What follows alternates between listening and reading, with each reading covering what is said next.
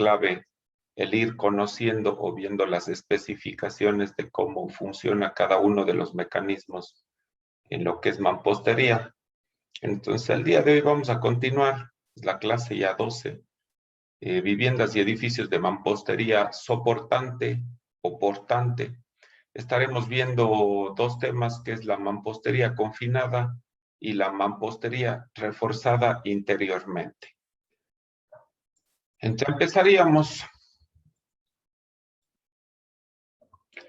Algunas nociones de cálculo con respecto a esto. O sea, yo creo que hay que ir de la mano aquí varios aspectos. El primero es netamente el diseño arquitectónico. El segundo es el tema de diseño estructural. Y el tercero es el aspecto constructivo. Para hacer diseño estructural hay que saber técnicas de construcción, las normas de construcción y saber cómo se tiene que hacer en el campo o en el terreno para poder dar una noción de cómo trabajan los elementos.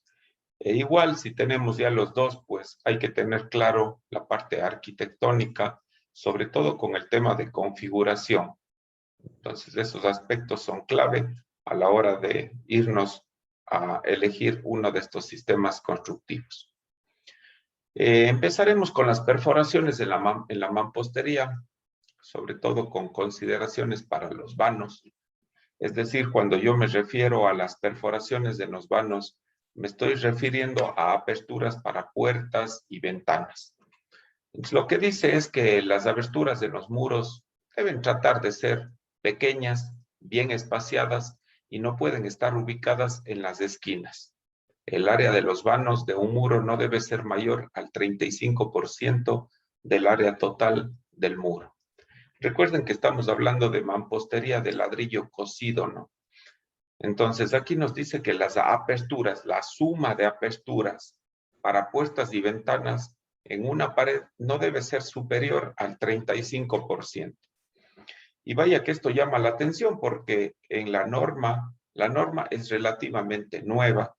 Pero si aún así tomamos las las edificaciones antiguas, incluyendo las edificaciones de adobe en el centro histórico, de un estudio que nosotros hemos realizado sobre 45 edificaciones, verificamos, por ejemplo, que las fachadas en el centro histórico de la ciudad, las aperturas para puertas y ventanas están alrededor del 30%. Es decir, entre puertas y ventanas en fachadas, ocupa el 30% del área de la fachada.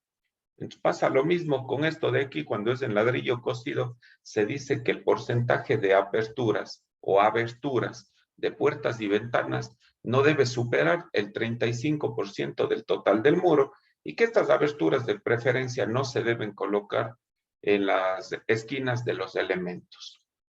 Luego viene, ¿cuál es la distancia mínima entre las aberturas?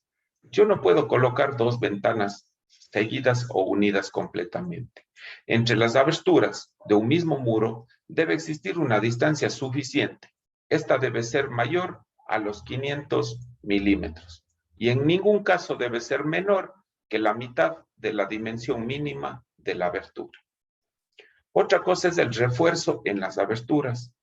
Es común que incluso en edificaciones que tienen como estructura principal al hormigón armado, luego de construir empiezan a asomar unas fisuras diagonales en las partes bajas o altas de las ventanas. Y generalmente ahí lo que suelen hacer como método constructivo para reparación es dejarle a la grieta en medio y colocar una serie de grapas o malla, luego se le procede a enlucir y finalmente se le repara la pared. Entonces, para evitar ese tipo de fisuras cuando se trabaja con la mampostería portante o mampostería reforzada, lo que se dice es que se debe reforzar tanto vertical como horizontalmente. Entonces dice, se debe reforzar los vanos con vigas y columnas de concreto reforzado alrededor de los mismos y la longitud total en planta de los vanos debe ser menor que la mitad de la longitud total en planta del muro. No se debe dejar aberturas continuas en la parte superior del muro, cerca de las columnas de confinamiento, porque se puede presentar el efecto de columna corta. Es decir, entre estas ventanas no hay cómo apegarles a las columnas para evitar el fenómeno de columna corta. Entonces, generalmente debemos tener una separación y esa separación nos permite además colocar unos refuerzos, tanto vertical como horizontalmente. Esto generalmente no gusta porque en la parte constructiva, porque generalmente acarrea más costos. Yo ya pongo una columna, pero esa columna en realidad lo que hace es transmitir las cargas verticales y más bien esta lo que hace es controlar la apertura y darle más estabilidad a la estructura. Entonces van estas estructuras que son secundarias, que son estas columnetas y este elemento horizontal para controlar el tema de aperturas en puertas y ventanas. ¿Cuáles son las dimensiones mínimas del muro para elementos no confinados? Los muros de mampostería confinada en ningún caso puede tener una longitud no confinada mayor que 25 veces su espesor. Además, el muro debe quedar constituido por un espesor de al menos 10 centímetros. O sea, el muro debe tener al menos 10 centímetros, incluido el revestimiento. Los muros que no son parte del sistema estructural sismo resistente pueden construirse con bloques de 7 centímetros de espesor. 7 centímetros de espesor, los muros que son arquitectónicos, es decir, son muros divisorios y que no tienen una parte estructural, y pueden tener hasta mínimo 10 centímetros, incluido el revestimiento, es decir, los enlucidos, para los muros que sí van a tener un componente estructural. Hay que tener en cuenta que la distribución de los muros debe ser de tal forma algo equitativa en planta. No siempre se logra eso. Y voy al siguiente gráfico. Cuando yo tengo una distribución de muros de mampostería dentro de una edificación, generalmente hace referencia a la parte arquitectónica, porque yo para hacer la división de ambientes es que yo recurro a colocar estos muros. Ahora, lo que se ha visto es que cada vez se está utilizando menos este sistema de mampostería, porque la arquitectura ha ido cambiando. Pero no sé si va de la mano también con la parte económica. Si ustedes comparan una casa de hace 10 o 20 años, todos los ambientes están separados por mampostería. Por lo tanto, eso le favorecía a este sistema estructural y le favorecía ya que en todas esas divisiones de ambientes yo puedo colocar mampostería y esa mampostería es mampostería portante. En la actualidad, en cambio, los sistemas son más abiertos, son más amplios, se hace la utilización de menos mampostería y eso le desfavorece al sistema estructural que nosotros estamos analizando. Entre los muros divisorios que se utilizan actualmente, generalmente son para hacer pequeñas divisiones y esos muros no tienen una capacidad estructural, sino más bien es un tema únicamente constructivo o son muros por divisiones arquitectónicas. Lo que se entiende en este gráfico es que si voy, a ver, primero yo tengo que analizar en los dos sentidos a la edificación, en el sentido X y en el sentido Y. Lo que me dice es que en el sentido X, la sumatoria de todos los tramos de pared que yo tenga debe ser mayor o igual al 50% de la longitud. La suma de las mamposterías en el eje X tiene que ser mayor o igual al 50% que toda la longitud. Y pasa lo mismo en el sentido Y. Es decir, que la suma de todas las longitudes de las paredes debe ser mayor o igual al 50% de la longitud total del muro. Eso va medio de la mano con lo que habíamos dicho antes, que el porcentaje total de aperturas no debe ser superior al 30%, ¿no? Aquí lo que me dice es que la suma de todas esas mamposterías debe ser superior al 50% de la longitud total del muro. Otro aspecto importante es la relación que tiene la edificación. Quizá en nuestro medio, en las edificaciones antiguas, esto era muy difícil de cumplir, porque eran terrenos muy agrandados. Entonces, claro, tenían mucha profundidad y el frente no era tan amplio.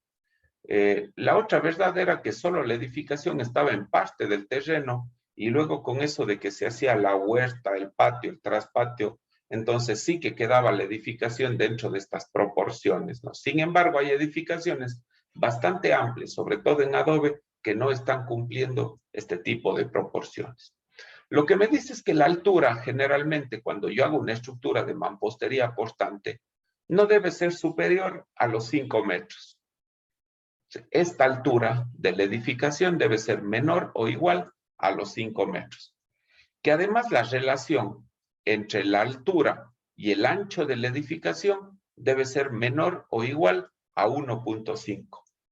Siempre debe buscarse estructuras simétricas, no muy esbeltas, es decir, no con mucha altura y en definitiva con un ancho menor a la altura. Y la última de las condiciones es que la longitud dividido por el ancho debe ser menor o igual a 2. La longitud dividido por el ancho debe ser menor o igual a 2. Es decir, como máximo, el fondo de la estructura debe ser el doble de la fachada. Si yo tengo una fachada de 10 metros de ancho, no debe ser superior a los 20 metros de profundidad.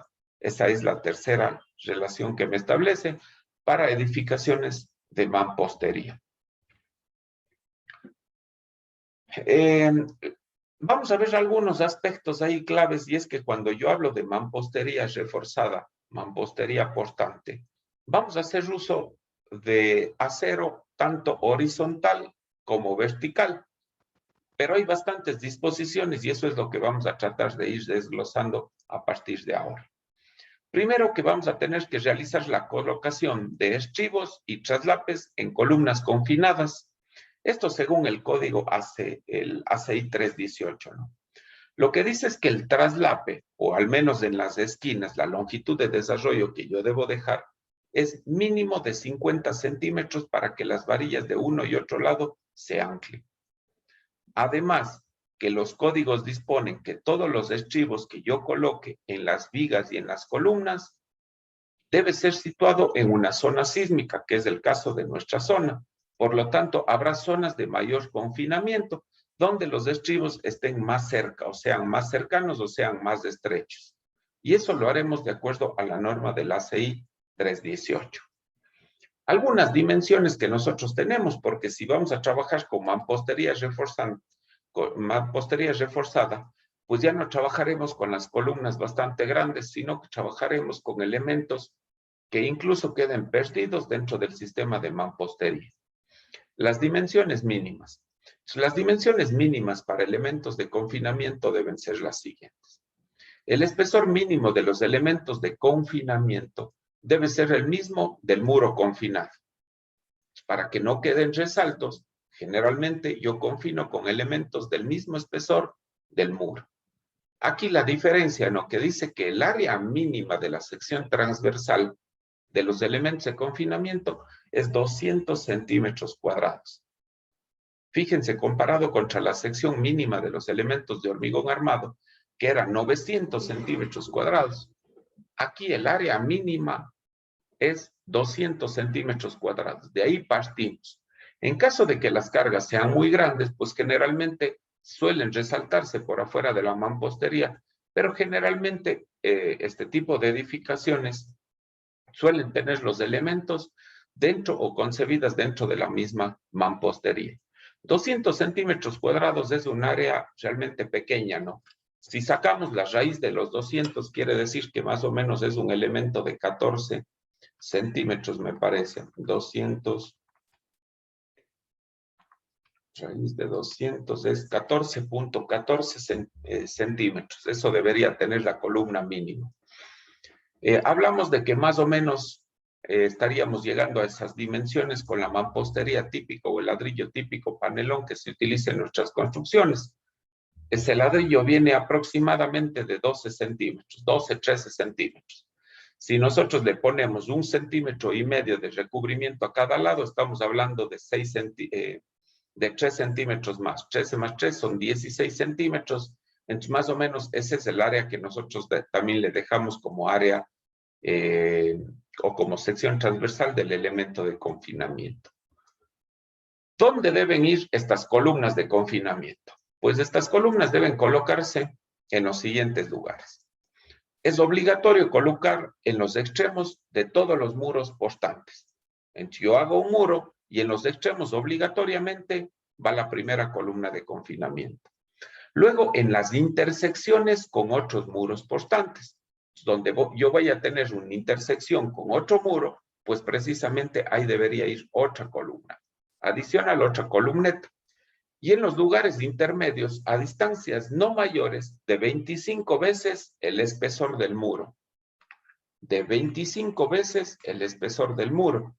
Por ejemplo, si el muro tiene 15 centímetros, 15 por 25, no debo dejar al menos una columneta de estas cada 3 metros 75. Entre los lugares intermedios, a distancias no mayores de 25 veces el muro, o 1 veces la distancia vertical entre elementos horizontales de confinamiento, o 4 metros. Si nosotros revisamos, es más o menos eso, porque 25 por 15 centímetros me da 3,75. Luego dice 1.5 veces la distancia vertical entre elementos horizontales de confinamiento, o 4 metros. Estamos hablando que en definitiva yo no puedo colocar separación de estas columnas mayores a los 4 metros. No se debe. Siempre debe ser menor. Es decir, un muro no puede estar con una longitud de más de 4 metros sin una columna de confinamiento. Entonces, la primera norma que habíamos dicho es que en cada una de las esquinas yo debo colocar una columna de confinamiento. La segunda es que si yo tengo una pared que es transversal a la pared que yo estoy construyendo, precisamente esta debe empezar con una columna de confinamiento. Y lógicamente cada una de estas paredes en su inicio y en su fin deben tener una columna de confinamiento. Y luego que si la pared es muy larga, pues generalmente se debe colocar una columna de confinamiento a una distancia no mayor a los 4 metros de longitud, o 25 veces la separación, o 25 veces el espesor del muro. Algo anterior también decíamos que el espesor del muro tiene que ser mayor a los 100 milímetros o a los 10 centímetros, incluido ya los recubrimientos.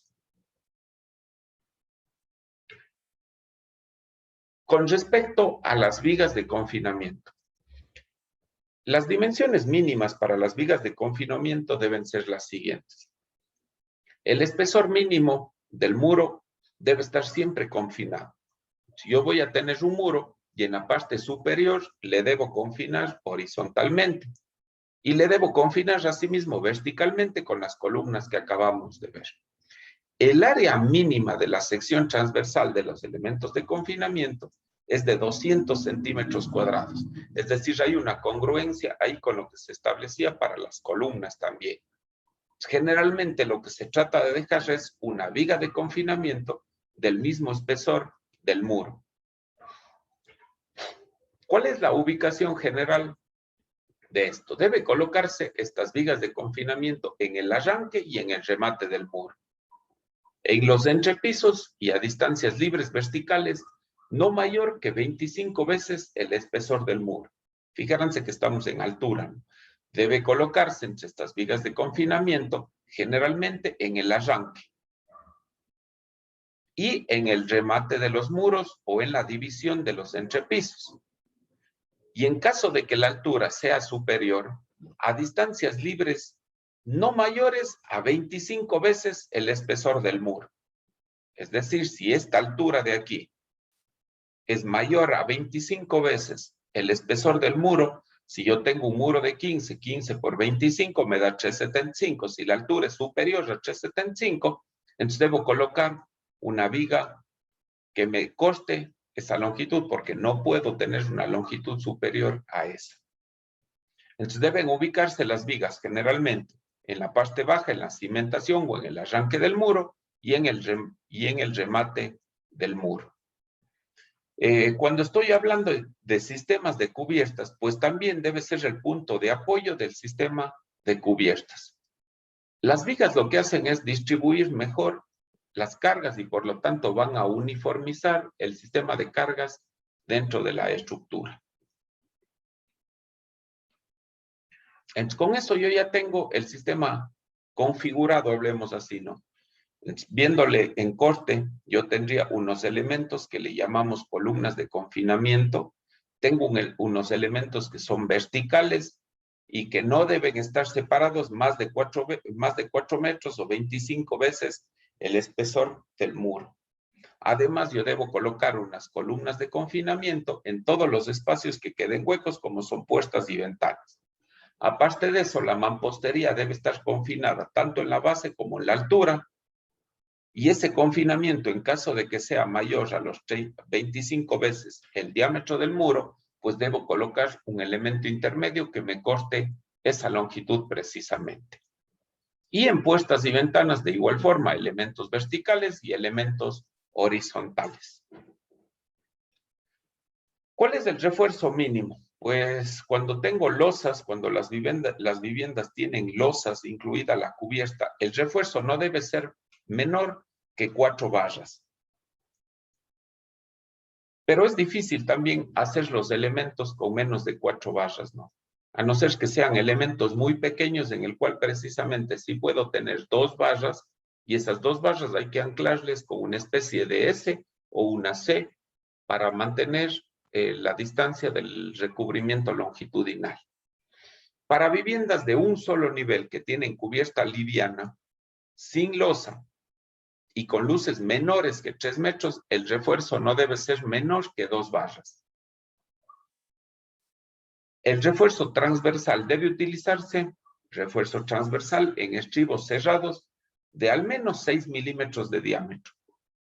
Bajo esta norma, por ejemplo, es que generalmente empezamos a hacer uso de los tales elementos prefabricados o los electrosoldados.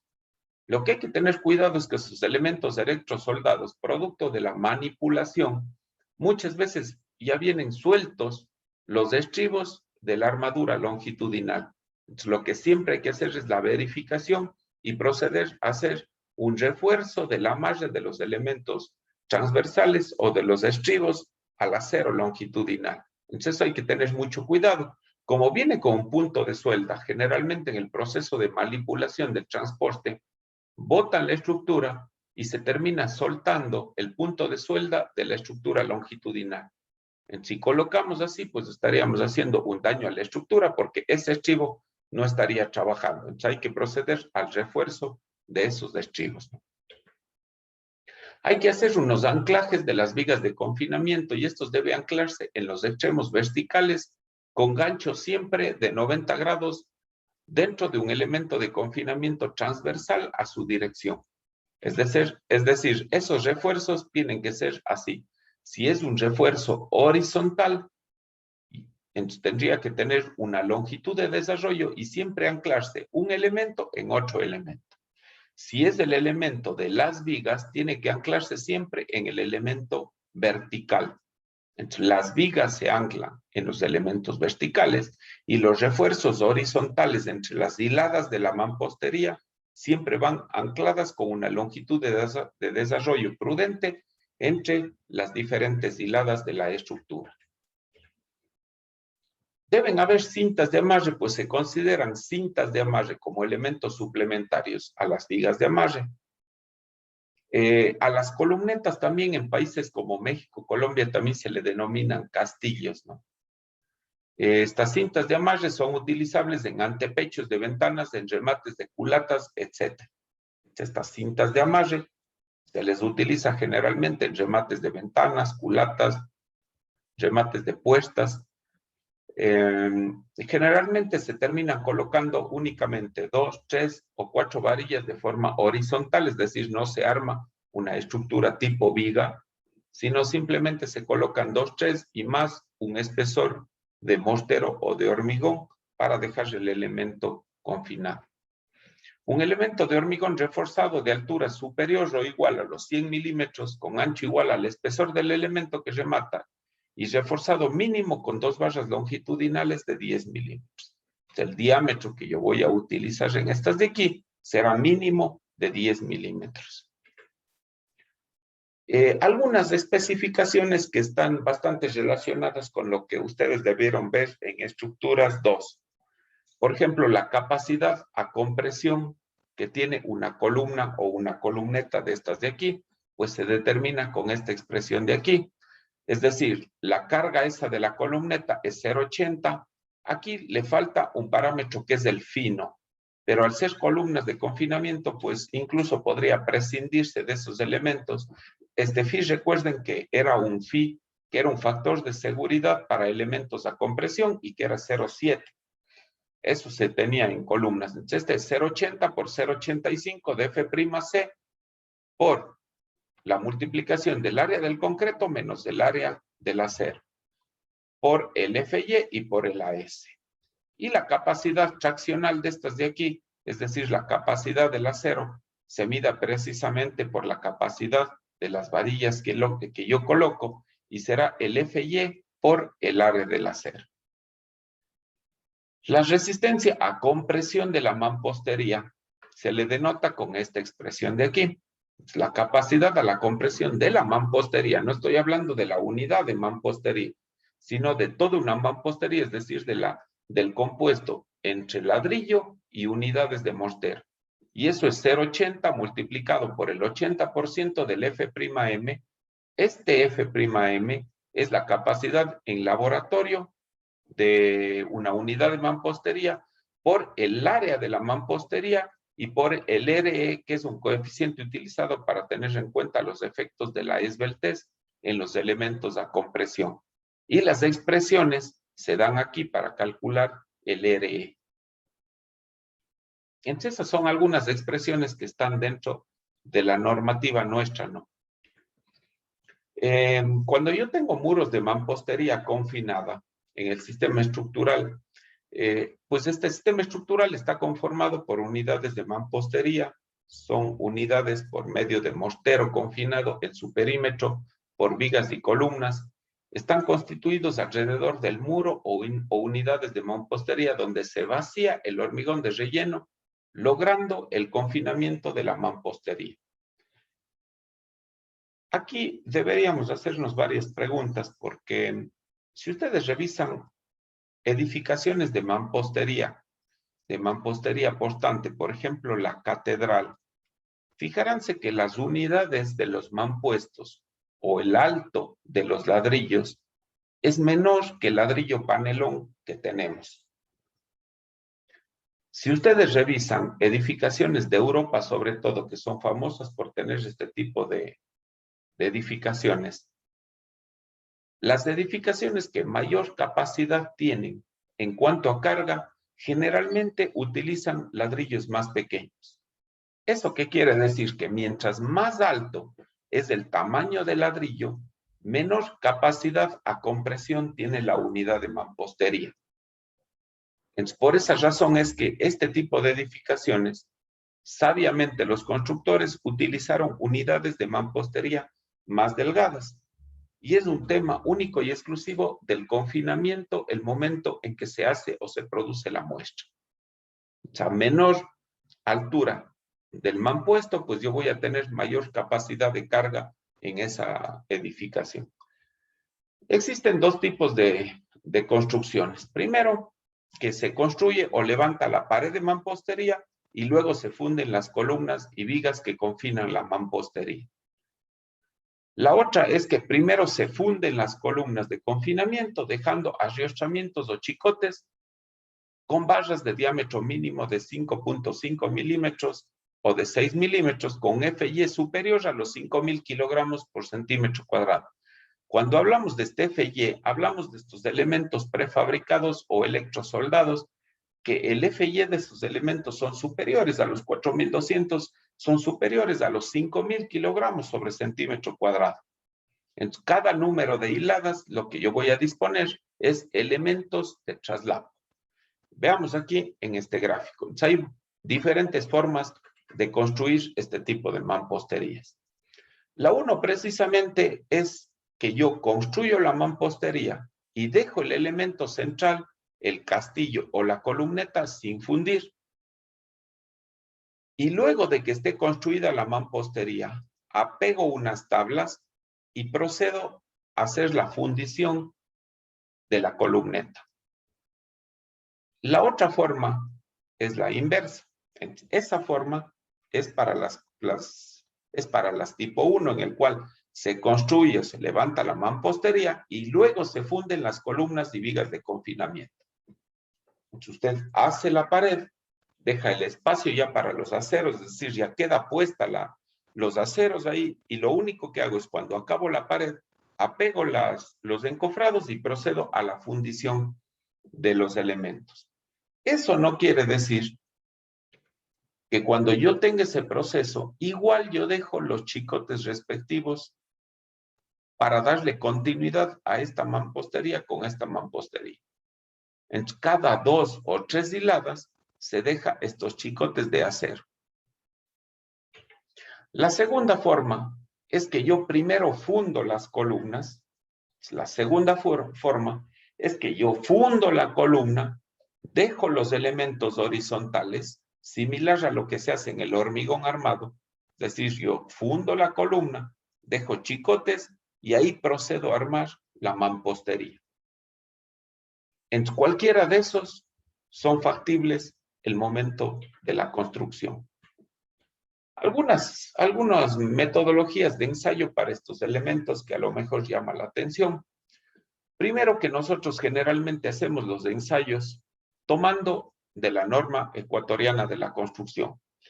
Luego es que la norma ecuatoriana de la construcción me empieza a derivar, cuando es materiales, a 2 fuentes: la norma INEC y la norma ASTM. En el caso de la norma INEC, está dispuesta exclusivamente para los materiales. La norma INEC no me habla de capacidades de carga, sino me habla de la capacidad de un material en específico, por ejemplo, del cemento, por ejemplo, del mortero. El mortero, que ya es un conjunto de materiales de ahí, porque yo tengo cementos diáridos, ¿no? Esa norma INEC está en base de las normas ASTM. La norma americana ASTM es el referente para nuestras normas. Cuando hacemos, por ejemplo, ensayos de carga axial, pues partimos de lo básico y fundamental, que es realizar el ensayo de un cubo o prisma, que es la unidad de mampuesto. Esa es la unidad básica. Y lo típico es encontrar el nivel de esfuerzo, es decir, la carga divido yo para el área del elemento, y lo que yo tengo es el esfuerzo de compresión. Bajo ese mismo procedimiento, yo puedo realizar distintos tipos de carga en busca de lo que yo necesito en el tema de diseño. Por ejemplo, si yo necesito saber la capacidad de compresión de una unidad de mampostería, entonces es fácil, ¿no? Yo llevo mi unidad de mampostería a la prensa, le someto a una carga constante, finalmente se rompe, me da la carga máxima y divido esa carga máxima para el área del elemento donde apliqué la carga, y yo tengo el esfuerzo a compresión. Ahora, el tema es cuando yo tengo una mampostería, ya que la mampostería tiene además unas unidades de mortero, es decir, es un elemento compuesto. Tengo unidades de mampostería y tengo mortero. Entonces, este tipo de elemento, por ejemplo, me va a dar la capacidad de compresión de una mampostería, no de un mampuesto, no de la unidad únicamente de ladrillo. ¿Por qué? Porque aquí ya entran en juego 2 materiales: el mortero, la capacidad del mortero, y la capacidad de los ladrillos o mampuestos. Y este tipo de ensayo, que se le llama ensayo de compresión diagonal, pues nosotros, al estar en un país netamente sísmico, pues nosotros necesitamos saber la capacidad de corte que tienen estos muros. La capacidad de corte que tienen estos muros se puede medir con este tipo de ensayos, es decir, yo hago un muro, se dice que, por ejemplo, en adobe las dimensiones deben ser de 90 por 90 centímetros. Ese muro o esa pared, yo le someto a una inclinación de 45 grados, como se ve en la muestra, y le aplico una carga en la diagonal. Si bien la carga es una carga de compresión, lo que se muestra, lo que se quiere hacer con este tipo de ensayos es determinar el coste de los elementos. En el caso del adobe, la unidad de mampostería es tan frágil que solo dando la vuelta al elemento ya suele irse la carga por las juntas de los elementos. Solo dando la vuelta a la mampostería ya empieza a darse las fracturas y generalmente el corte se va por la junta de los elementos. Entonces, esos son los dos típicos ensayos que se hacen para mampostería: el ensayo de compresión en muretes y el ensayo de compresión diagonal. Este me da la compresión de las pilas o de los muros, y este en cambio me da la parte de corte, la capacidad de cortante que tiene la unidad de mampostería. Algunas ventajas y desventajas del sistema. Primero es la disminución de desperdicios del material de muros y acabados, dada la modulación de las unidades de mampostería. Sí, pues precisamente habíamos dicho en la parte anterior que tiene que estar debidamente planificada cuando yo voy a hacer un sistema de mampostería portante. Si yo tengo que estar consciente que las unidades tienen que estar bastante moduladas, y si están bastante moduladas, generalmente eso acarrea que hay hay una disminución bastante radical en el tema de desperdicios del material. Puede aprovecharse los terminados propios de las unidades que evitan la aplicación de empastes o pinturas. Sobre todo ahora vamos a ver un sistema en el cual tenemos unas varillas verticales. Además, entre las unidades de mampostería tienen que ser perfectamente colocadas, y eso en muchos casos radica en que el acabado es bastante bueno y por lo tanto puede hacerse uso directamente sin la aplicación de ningún revestimiento. Las unidades cumplen doble función estructural y arquitectónica. Claro, los ladrillos, si bien tiene un área de hormigón, es bastante pequeña con respecto a una columna de hormigón armado, pero las unidades estas de mampuestos cumplen la doble función, es decir, transmiten la carga de la estructura y además son parte de la arquitectura. Cuando se utilizan unidades de perforación vertical en las celdas, se pueden colocar los ductos de instalaciones. Bueno, esto es entre sí y entre no. Entre sí y entre no, porque se dice que cuando se utilizan unidades perforadas, el porcentaje de perforación debe ser superior al, mejor dicho, el porcentaje de perforados dentro de la unidad de mampuesto debe ser inferior al 20%. Es decir, el 80% del ladrillo tiene que ser macizo y solo un 20% tiene que ser perforado. Sin embargo, se puede hacer uso de esas perforaciones para yo enviar, por ejemplo, tuberías de ductos o instalaciones. Se reduce la utilización de formaletas y obra falsa a raíz de lo que habíamos dicho, que como las unidades tienen que ser colocadas de forma casi perfecta, pues puede irse haciendo este tipo de ahorros, ¿no? Precisamente otra de los usos es que cuando yo hago la utilización de una columna, yo tengo que encofrar los 4 lados de la unidad de hormigón armado. Sin embargo, en este tipo de obras lo que dice es que la formaleta, al menos en 2 de los lados, ya no voy a utilizar, porque serviría de encofrado la misma mampostería y por lo tanto solo le utilizaría el encofrado en 2 de las caras de los elementos verticales y horizontales. Se permite utilizar entrepiso total o parcialmente prefabricado, dando mayor velocidad al proceso constructivo, pues son elementos igual del entrepiso que pueden ser prefabricados o pueden ser elementos de hormigón armado tradicional. Depende cómo esté el planteamiento del sistema constructivo para toda la edificación. El proceso constructivo facilita la construcción de viviendas repetitivas. Claro, basta tener un diseño de la vivienda y eso se puede replicar en el resto de viviendas. Por las características físicas de las unidades, la mampostería confinada provee al sistema un buen aislamiento térmico y acústico. Este es un método tradicional que se encuentra contemplado además en la norma ecuatoriana de la construcción. Algunas desventajas que requiere un control riguroso sobre los procedimientos de manejo y colocación de los materiales. En sí, pues el maestro que va a colocar este tipo de materiales, tiene que ser un maestro especialista en esto para que nos dé buenos resultados y no se tengan que repetir o volver a hacer las paredes porque a lo mejor los plomos no son los adecuados. Se debe conocer muy bien las características mecánicas de las unidades de mampostería, ya que son parte fundamental de la estructura.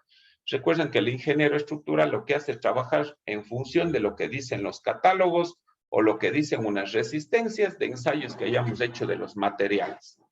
Entonces, precisamente se debe conocer muy bien el material y no se podrá cambiar el tipo de material fácilmente hasta no recalcular la obra, porque todas las unidades de mampostería son parte del sistema estructural. Requiere un diseño arquitectónico riguroso que permita la adecuación vertical y horizontal de los muros. Tiene que haber una coordinación estricta entre ingenieros y arquitectos para lograr la obra. Recuerden que en las unidades de hormigón armado rellenas con mampostería, pues precisamente uno puede derrocar en cualquier momento la mampostería para hacer aperturas de puertas y ventanas. Acá no. Una vez que ya está diseñada la estructura es bastante rigurosa y no se puede hacer el derrocamiento de este tipo de elementos. Es un sistema artesanal que requiere tiempo de ejecución dilatado y mano de obra extensiva, pues hace referencia a eso, ¿no? A la colocación de los mampuestos en las paredes.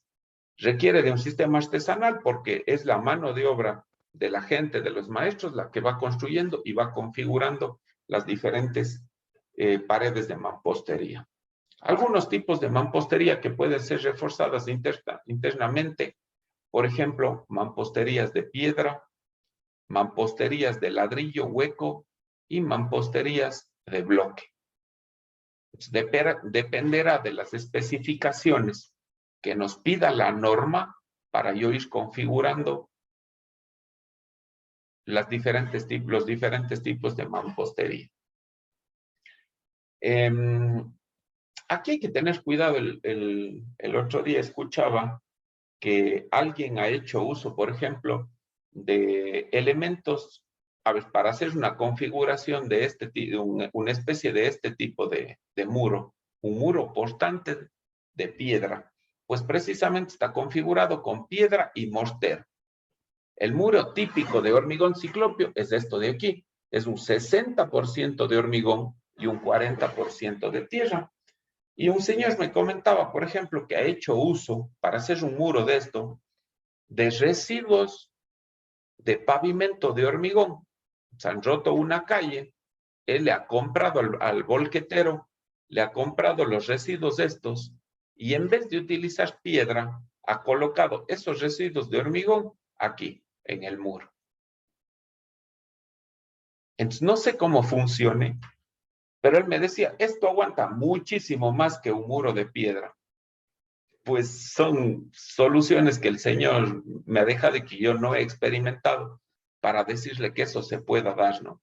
En todo caso, puede ser que exista una fatiga del hormigón y por eso rompieron la vía y que a lo mejor el hormigón ya no tiene la capacidad que tenía cuando se construyó.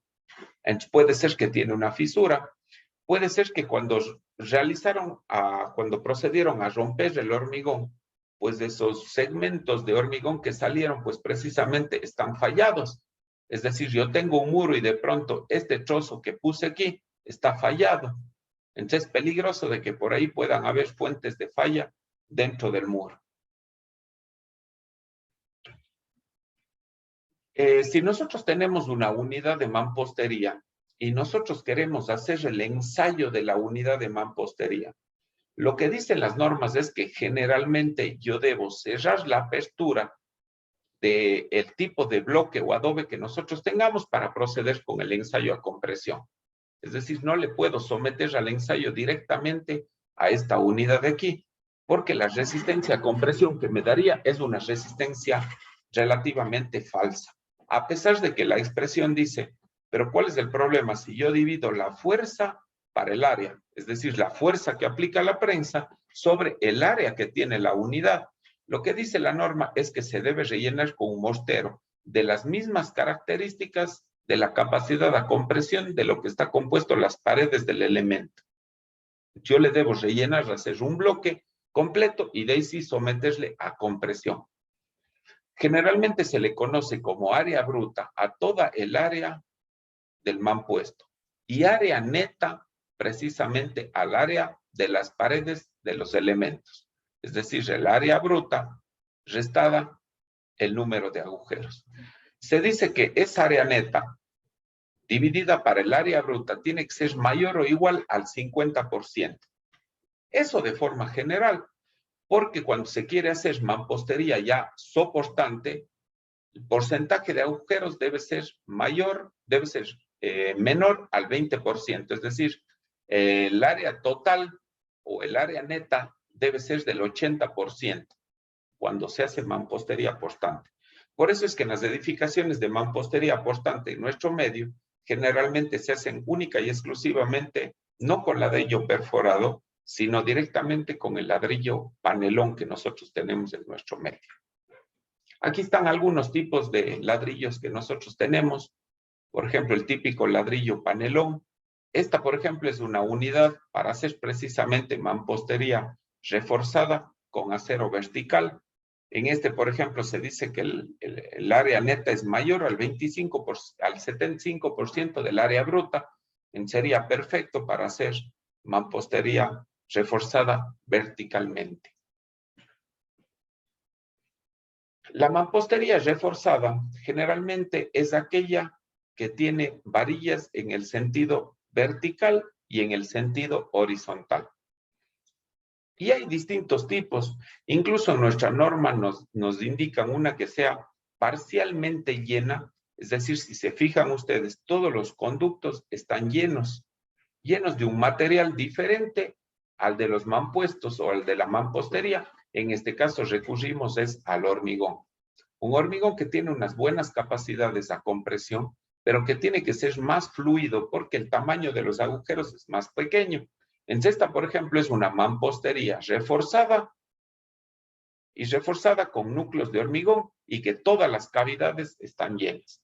Entonces, habrá otra que es parcialmente llena, es decir, solo donde tengo los refuerzos horizontales irán llenos los ductos en los cuales va la varilla horizontal y el resto irá vacía. Entonces, a eso se le conoce como mampostería reforzada parcialmente, que es esta de aquí. Esta mampostería reforzada parcialmente solo tiene los núcleos o los elementos verticales cada cierta distancia. ¿De qué dependerá esto? Porque alguien podría decir, entonces, esto de aquí tiene mayor capacidad de carga que esto de aquí. Pues todo es relativo. Es como cuando preguntan, ¿qué es mejor hacer, una estructura de acero o una estructura de hormigón? Pues ambas son buenas. El problema es el uso que le voy a dar y el nivel de carga que yo le voy a dar. Entre ambos me van a dar las cargas que yo necesito y por lo tanto eso me arrojará en las dimensiones geométricas de los elementos. Lo mismo pasa en una mesa. Si me piden una mesa que soporte 100 kilogramos, pues tendrá una composición, un grosor de las patas. Si me piden una mesa que soporte 200 kilogramos, tendré que reforzar esa mesa y poner unos elementos más gruesos. ¿Cuál es mejor? No hay como decir cuál es mejor. Todos los sistemas son buenos siempre y cuando esté diseñado para los fines que yo necesitaba. Es decir, para el nivel de cargas que yo necesito. Existen otros tipos de mampostería reforzada, como esta, por ejemplo, se le conoce como mampostería reforzada o con cavidad reforzada. Yo tengo un núcleo de hormigón en la parte central, se coloca acero horizontal y vertical en forma de malla, y luego se coloca una especie de recubrimiento con la mampostería de ladrillo cocido. Hagamos un descansito ahí hasta las 9:10, hagamos. Nos vemos a las 9:10.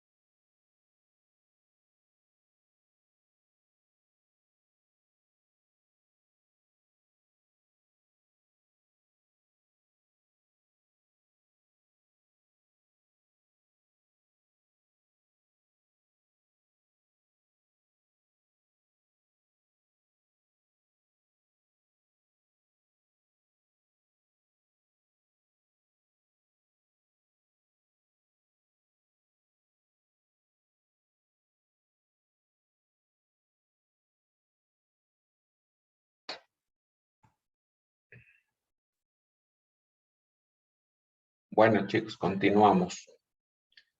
¿De qué está compuesto el sistema estructural? Recordemos que el sistema estructural es un conjunto de elementos, están dispuestos y ensamblados de manera que pueda resistir y transmitir las cargas impuestas. Entonces, hay elementos verticales y hay elementos horizontales. Los verticales, pues las mamposterías llevan las cargas de la edificación a la cimentación. Claro, si bien los elementos los elementos verticales, alguien podría decir, pero son horizontales los elementos. Los horizontales, o sea, son colocados horizontalmente, pero la forma de trabajo en el sentido estructural es vertical, porque es la mampostería en su conjunto, que es la unión de los mampuestos con el mortero, los que finalmente llevan la carga a la tierra o a los diferentes elementos de cimentación. Y luego tenemos elementos horizontales como son las placas o entrepisos que proporcionan una rigidez. Aquí viene una diferencia sustancial con respecto a la mampostería de tierra cruda.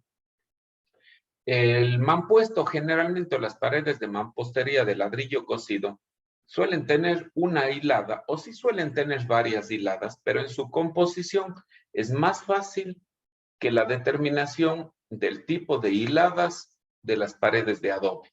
Las paredes de adobe por su composición son mucho más difíciles para alcanzar esos grandes volúmenes que le permitan abarcar toda la carga de la estructura. Entonces tienen una composición más difícil las paredes de adobe que las mamposterías de ladrillo cocido. Por su parte, la mampostería de ladrillo cocido tiene unos elementos horizontales que son las placas o las losas y que le terminan configurando como un elemento para que funcione en conjunto. Es decir, tengo 4 paredes y la carga que aplica la losa sobre las mamposterías le hace que trabaje eso como un cubo. Entonces le da una mejor capacidad estructural. No así en las mamposterías o en los sistemas en adobe. En el sistema de adobe, el conjunto de pisos se le conoce como un sistema que es totalmente ensamblable por los diferentes elementos de madera que tenemos. Entonces vamos a tener unas vigas principales de madera, unas vigas transversales en el otro sentido, y sobre eso tendremos un conjunto de elementos de madera generalmente machimbrados. Ese sistema de pisos se le conoce como un sistema flexible y que no aporta mayor rigidez al sistema estructural con paredes de adobe. Entonces, el funcionamiento es diferente entre los dos sistemas, entre el ladrillo cocido y el ladrillo sin cocer, que es el adobe. ¿Qué pasa con el tema de las instalaciones? Generalmente en estos sistemas de mampostería se trata de ir colocando las mamposterías en unas celdas verticales, sobre todo con las mamposterías de agua potable. Esas son más fáciles ya que los diámetros son de media, 3/4 y hasta 1 pulgada y perfectamente caben en los orificios que dejan la mampostería. Es más difícil cuando se tienen las mamposterías de las instalaciones sanitarias de los inodoros, por ejemplo. Cuando es de 50 milímetros para los lavamanos, sí que suele caber dentro de las mamposterías, pero en el caso de los inodoros es más difícil, ¿no? Porque la tubería es de 110 milímetros y lógicamente esa sí que debería tener una especie de columna falsa para poder bajar verticalmente esos tipos de elementos. Aquí se puede ver algunos de los ensayos que se realizan sobre los elementos. Cuando se realiza ensayo de los elementos, lo que se busca es que las caras o las placas de la prensa estén totalmente alineados y en contacto con el de la mampostería. Eso es muy difícil en el tema de los adobes, ya que los adobes, al ser de tierra, no son, además de fábrica, tienen unas ondulaciones. Entonces no puede asentarse directamente y lo primero que hay que buscar es la horizontalidad total del elemento para poder asentar las caras o las placas en los ensayos. La otra es que los morteros juegan un papel predominante en esto de aquí. El mortero generalmente se pone entre 1 centímetro hasta los 2 centímetros y si vemos las estructuras históricas de fábrica, generalmente los morteros incluso tienen espesores mayores. El mortero sufre una especie de confinamiento triaxial, es decir, yo le aplasto a la carga y claro, tiene un confinamiento en todos los sentidos. Producto del confinamiento vertical, también existe un confinamiento en las otras caras, entonces el grado de confinamiento es triaxial para el mortero. Hay formas para darle la horizontalidad. Por ejemplo, hay algunas prensas que tienen unas bandas de neopreno. La banda de neopreno es una banda de caucho y esa banda de caucho le hace que se pueda acomodar a las caras de los elementos y precisamente se le puede someter a carga. Siempre hay que buscar la horizontalidad para yo aplicar la carga. En este caso, este tipo de mampostería claramente se puede decir que no es una mampostería estructural o para mampostería portante o soportante. Generalmente la mampostería soportante viene con los huecos o las perforaciones verticales. Sin embargo, para cierto tipo de fachadas, sobre todo arquitectónicas o constructivas, se puede utilizar este tipo de mamposterías. En este tipo de elementos o mampuestos, el porcentaje de perforación es muy superior al requerido para elementos estructurales, ¿no? Quizá aquí hay una restricción en nuestros laboratorios, sea el de ingeniería o sea el de arquitectura, y es que no tenemos un laboratorio para estructuras, sino nuestros laboratorios son para suelos, y la prensa que tenemos es para dos prensas, la de arquitectura, que es para elementos de hormigón armado, para los cilindros de 15 por 30 o de 10 por 20. Y la prensa grande de ingeniería, que tiene una altura superior del pistón de hasta 65 centímetros. Si yo quiero hacer un ensayo de una mampostería de 90 centímetros que le voy a girar en diagonal, entonces esa diagonal supera fácilmente los 65 centímetros y no daría en la prensa. Entonces hay que hacer una especie de escalado de la mampostería para yo probar en las prensas que nosotros tenemos en la universidad. Entonces, este es el ensayo de compresión diagonal. Generalmente se utiliza una prensa o un sistema de pósticos con un gato hidráulico y se aplica la carga, ¿no? Y lo que se busca es ver la capacidad de corte que tiene este tipo de elementos. ¿Cuál es el tipo de cimentación que se utiliza en las mamposterías de estas portantes? Generalmente son cimentaciones de hormigón armado o de hormigón ciclópeo. Es preferible tener el hormigón armado porque cuando se tiene mampostería portante sabemos que tenemos un conjunto de elementos verticales que son de acero y que tienen que anclarse en el sistema de hormigón. Entonces estaría garantizada de mejor forma si la cimentación a su vez también es de hormigón armado.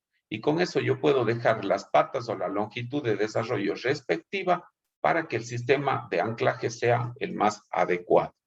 Sin embargo, en mampostería de ladrillo 5C, por ejemplo, en la mampostería de adobe, pues sí que la cimentación suele hacerse de hormigón ciclópeo. Luego del hormigón ciclópeo se pone una mampostería en seco. Esa mampostería se le llama sobrecimiento y ese sobrecimiento lo que hace es protegerme de las salpicaduras del agua hacia el adobe. Entre ese elemento también hay una interacción ahí entre el suelo y la estructura de adobe que debe ser analizada. Aquí están algunos tipos de ladrillo que existen en nuestro medio, por ejemplo, de la fábrica Alfa Domus. Lo que uno tiene que estar claro es en la disposición del muro. Cuando yo tengo orificios horizontales, pues claramente sé que esos son para elementos arquitectónicos o elementos que no tienen una capacidad estructural. Y cuando yo tengo perforaciones verticales, dependiendo del número de perforaciones verticales o sabiendo que el porcentaje de perforaciones tiene que ser menor al 20%, pues yo puedo determinar si ese ladrillo es apto o no para un tipo de mampostería reforzada o confinada. Entonces aquí algunos de los detalles, por ejemplo, cuando voy a hacer una mampostería rellena en su totalidad, pues esta es la configuración. Es decir, las varillas son puestas de primera mano. Yo fundo el sistema de piso y ya pongo el acero vertical. Y conforme voy haciendo las diferentes hiladas, es que voy poniendo el acero horizontal. Ahora dependerá, este tipo de mampuesto, por ejemplo, me sirve cuando todas las hiladas van a ser llenadas con hormigón. Fíjese que el hormigón que tiene que ser colocada en este de aquí tiene unas condiciones especiales y es que es más líquido. Si yo voy a poner acero también transversal, entonces existe una dificultad y lo que uno quiere o pretende es que toda la celda en continuidad tiene que ser llenada. Y aquí hay una dificultad que si el árido es muy grueso, puede quedarse aquí y por lo tanto el hormigón no llega hasta la parte inferior de cada una de las celdas. Entonces eso también que hay que analizar cuando se realiza este tipo de obras. Cuando nosotros buscamos información sobre mampostería reforzada, pues nos vamos a encontrar con bastantes diferencias entre lo que dicen ciertas normas, entre lo que dice la bibliografía, y esa es lo que yo les muestro. Por ejemplo, cuando tengo un sistema de refuerzo de la mampostería confinada con todas las celdas llenas, se dice que la separación de los elementos de refuerzo tiene que ser menor a 3 metros. O más bien dicho, la separación vertical de cada uno de los elementos tiene que ser el menor de 6 veces el espesor del muro o 800 milímetros, cualquiera de los dos. Pero esto tomado de la norma colombiana, que tiene una similitud con la nuestra y que ya les diré que dice la nuestra. Entonces quiere decir que yo debo poner aceros verticales a 6 veces el diámetro o 800 milímetros. Supongamos que yo voy a tener una mampostería de 15 centímetros. En 6 por punto 15 me daría 90 centímetros o 800 milímetros. Tomo la más desfavorable de esta, es decir, 800 milímetros. Entonces la separación sería cada 80 centímetros iría a acero vertical. Y lógicamente los núcleos no pueden ir separados más de 3 metros. Habíamos especificado antes que incluso no debe ir ninguna de estas columnetas a menos de 4 metros o 25 veces el espesor de la mampostería, ¿no? Entonces aquí vemos, por ejemplo, cuando tenemos la unión de una mampostería o le ponemos una pared transversal a otra, pues también tiene que haber la liga. Ahora recordemos que no toda la configuración en altura es así, porque incluso puede haber un trabado entre esta pared y esta pared. Es decir, una de estas paredes puede ir ligada a la otra y con eso nos evitaríamos de hacer este tipo de ligas. Sin embargo, eso también es dificultoso. Entonces, cuando es dificultoso, pues existe este tipo de soluciones en planta y en altura que se permiten hacer para no dejar suelta estas paredes de estas de aquí. Otro tipo de norma nos dice, por ejemplo, que cuando yo voy a poner, referido a esta de aquí, a esta separación de estos de los castillos principales o de las columnetas principales, nos decía, por ejemplo, en otra norma que esa separación debe ser menor a 240 metros. Entonces, fíjense ustedes, entre la misma bibliografía y las normas, ya existe ahí, existe una gran variedad. Lo que nosotros necesitamos propender es a seguir nuestra norma, la norma ecuatoriana de la construcción, que es la que norma el país. Una cosa particular es que alguien se preguntará, pero si la varilla tiene 12 metros, le doblo en la cimentación y dejo los 12 metros, pues no, el sistema constructivo me permite ir haciendo estos traslados por un tema constructivo.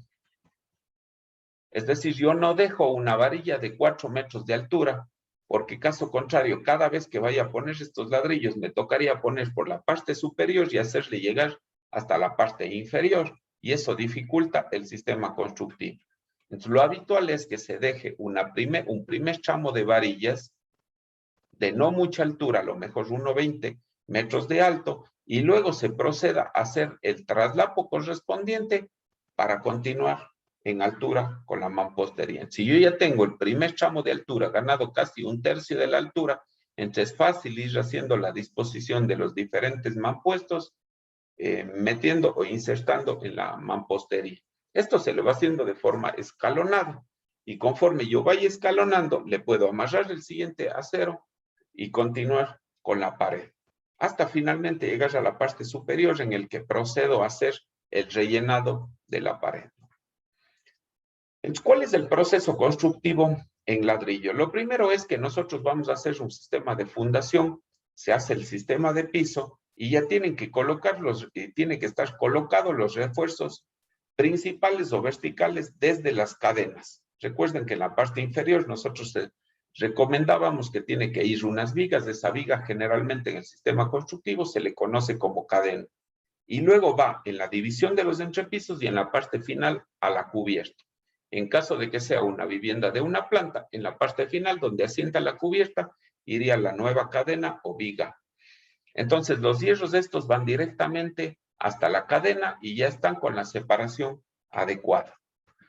Ahora, conforme nosotros vayamos avanzando en la colocación de las diferentes hiladas, pues iremos avanzando en la pared. Si nosotros nos fijamos aquí la disposición de los ladrillos, la dificultad quizá es en que se tiene que insertar los ladrillos para las paredes.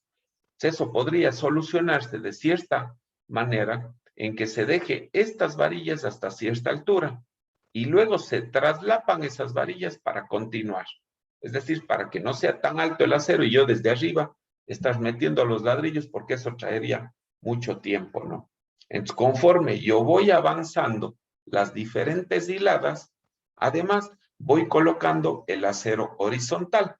Generalmente el acero horizontal en ciertas normas dice que debe ser cada 3 hiladas, en la nuestra dice cada 6 hiladas, aceros de no menos de 10 milímetros, 2 aceros de 10 milímetros, entonces cada 6 hiladas, aceros de 10 milímetros, 6 hiladas, aceros de 10 milímetros, 6 hiladas, aceros de 10 milímetros, y así sucesivamente hasta terminar coronando en la parte superior de lo que nosotros le conocemos ya como el sistema de mampostería. En la parte superior se va a sentar la losa, y si ustedes se fijan, tenemos un sistema de confinamiento total entre los aceros verticales, los horizontales y el sistema de piso. Eso es lo que le da una buena configuración y funcionamiento en el sistema sísmico. Es decir, le hacen que funcione como un sistema en conjunto. Eso no pasa generalmente en el sistema de ladrillo 5C o adobe, porque el sistema de entrepiso es un sistema flexible, entonces no le aporta rigidez a la estructura y por lo tanto no hace trabajar en conjunto a todas las paredes. Entonces es uno de los peros que tiene la mampostería en adobe, ¿no? En el caso nuestro de nuestra norma, lo que dice es que el espaciamiento horizontal entre refuerzos verticales no puede ser mayor de 1,20 metros. Entonces yo debo poner estos aceros verticales a no más de 1,20 metros. Por ejemplo, si yo tengo una pared de 10 metros, ¿cuál es el número de refuerzos verticales que yo debo colocar? Simplemente es dividir los 10 metros para 1,20 y yo sé que voy a tener 9 verticales que voy a poner en este espacio de 10 metros. Siempre voy a tratar de hacer una distribución equitativa, es decir, voy a dividir los 10 para 9, dejar del lado de la seguridad cada a uno 10 metros. Yo situaré cada uno 10 metros para tener una distribución espacial mejorada del refuerzo vertical mínimo que yo debo colocar.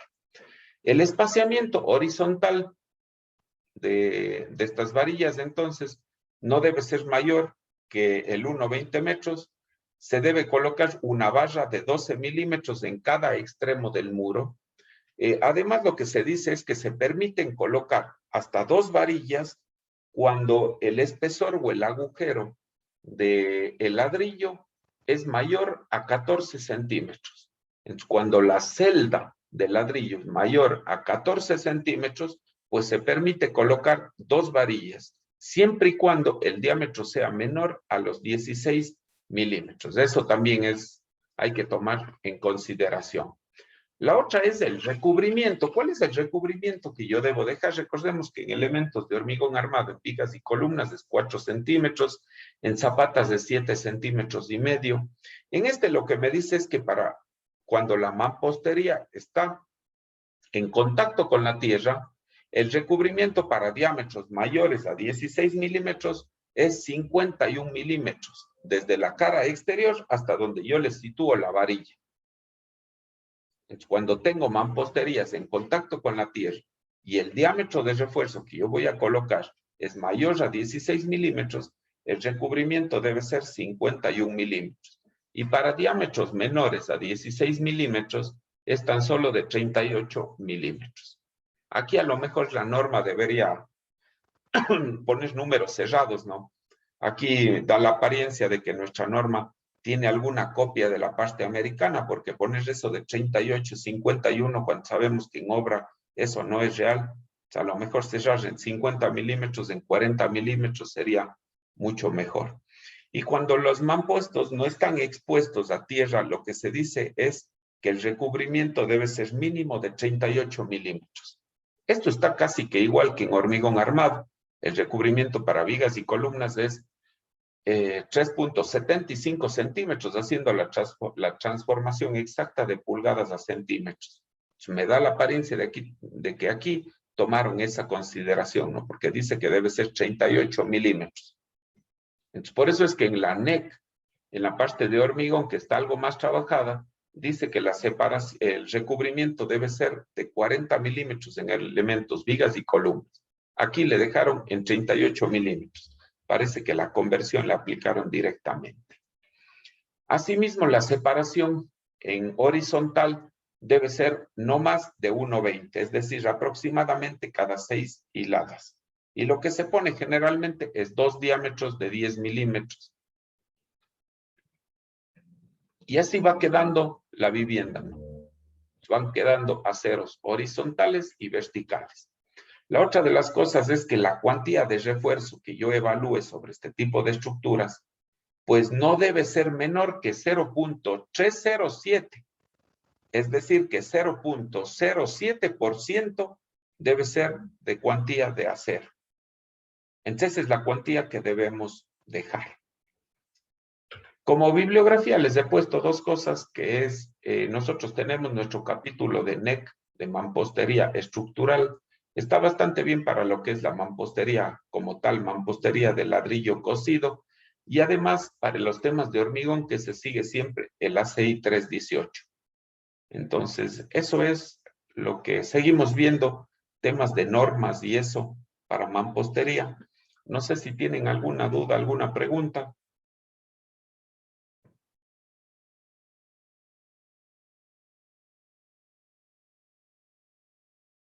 Inge, yo tenía una duda.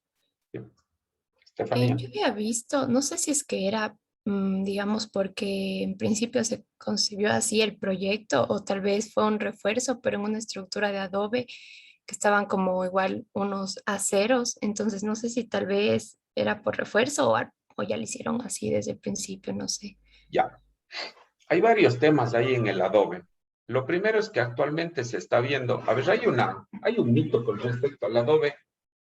Hay varios mitos ahí con respecto al adobe. Primero, que el adobe ya no se usa en el mundo. Eso es a lo mejor una verdad a medias. Porque se dice que en el caso del adobe, el 30% de la población mundial vive en edificaciones de adobe. Se dice que el 30% de la población mundial de países en vías de desarrollo siguen utilizando la tierra como, como una forma o una técnica de constructiva para edificar. Entonces, todavía sigue siendo un tema muy valioso. La otra es que existen alrededor de 130 lugares en el mundo que tienen la característica de patrimonio de la humanidad, precisamente por su arquitectura en tierra. Dos de esas ciudades en el Ecuador son Quito y Cuenca.